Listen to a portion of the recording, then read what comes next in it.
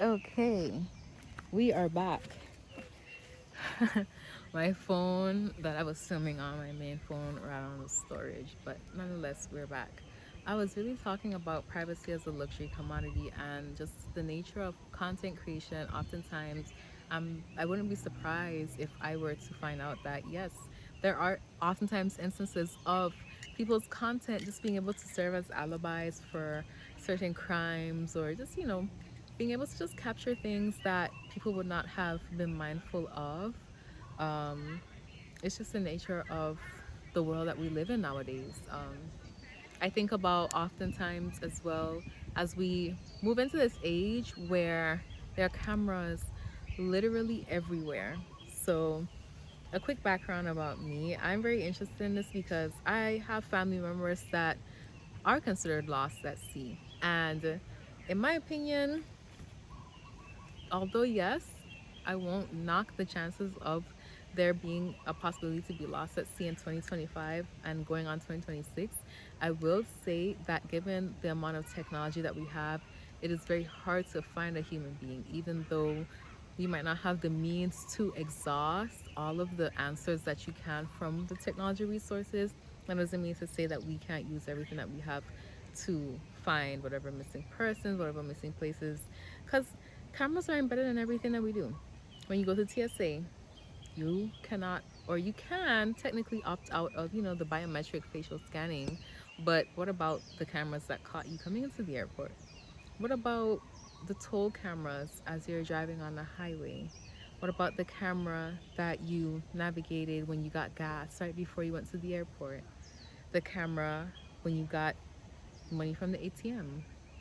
So these are all things that we have absolutely no control over, and unless you are fully masked up, fully sunglassed down, and even then, oftentimes, especially in TSA, they tell you to remove the mask, remove the sunglasses, and you can go through the hoops of asserting your right as a U.S. citizen. I'm even questioning right now: is it even a right for us to say that we don't want to be on camera, or are we have we all implicitly signed an agreement as a society to say, regardless of what, you cannot consent to being on camera. If you have agreed to exit the safety walls of your home, it is at the point now where your consent of being filmed or photographed in any extent is oftentimes waived. And that's sad.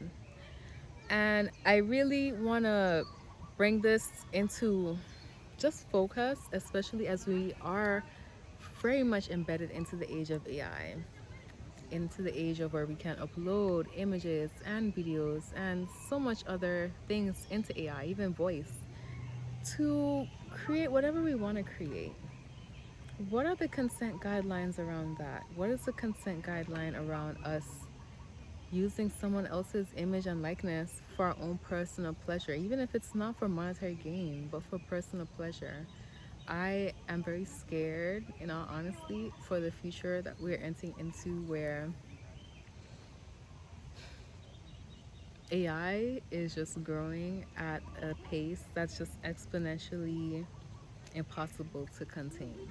This technology is now, it has been in the hands of both people who and companies who do have our best interests as a society and as a human race at heart, but also we're in a place where we know that bad actors are using AI. At the very least, when you're here on YouTube, if you don't have YouTube Premium, you're being exposed to, I'm sure, countless AI slop ads. And that's what I like to call them, AI slop ads, because there's no way that I'm being fed these nonsense ads. Ads were already crazy and nonsense to begin with. But now that anyone can create an ad using anyone's image and likeness, I'm like, what the hell am I being shown and why? It's very deep. It's very, very deep. And from a regulatory standpoint, from a standpoint where you think about who is really putting in place safeguards to protect us, to protect our kids, to protect our sanity, to protect our truth, to protect what we as society know to be true, because now I feel like a lot of times we as a human race are constantly developing our own AI filters and biases and detection methods, but that's not across the board. I'm pretty sure my 80-year-old grandma has herself fallen victim to some kind of AI situation where someone has taken advantage of the fact that she can identify AI ads as probably quickly or easily as someone like me would be able to. So these are just the things that we all have to consider and take into account, especially now. It's almost as if truth, as well as privacy, is a commodity. It's almost as if truth is not guaranteed, and it never was, quite honestly. But now it's as if we have consented into a reality where we accept that most things will not be true, and that we will fall victim to that. And I want to emphasize that AI has not changed that core concept in and of itself, but it has changed the way in which it is exponentially grown and exposed to us as a society. So I don't know why, I don't know what I want as the overall endpoint of this video essay to be. I'm guessing it's really and truly just awareness. Let me see if I'm still filming. Yes, I am. Period. It really and truly is just all about awareness, and especially your awareness as a consumer, because there will come a day and age where, I hate to say it, but you're gonna get scams from AI from people who you think are your loved ones. And what do we do in those dynamics? We already had those scam emails, the spam emails, where we might get emails from someone claiming to be our loved one, selling us something or advertising something that's just completely contrary. But what about when you get a phone call from someone posing as your loved one, explaining that they're in some dire life-threatening situation and need you to send them $1,000? What about when you get a video call and your loved one is on the other end harming themselves or harming another person, and you come to find out that it's AI? Who do we hold accountable for that as a society? Who keeps us safe and who will protect us? It is all nice and fine and dandy that companies like OpenAI, Google, can all advance in the tech race, advance in the AI race, and produce powerful technologies that are changing our world. But what about those companies that are protecting us as well at the same time? Protecting us not only from the environmental risks that we face from being exposed to AI data centers in already underprivileged and underserved communities, but also about the risks that we face in our day-to-day lives.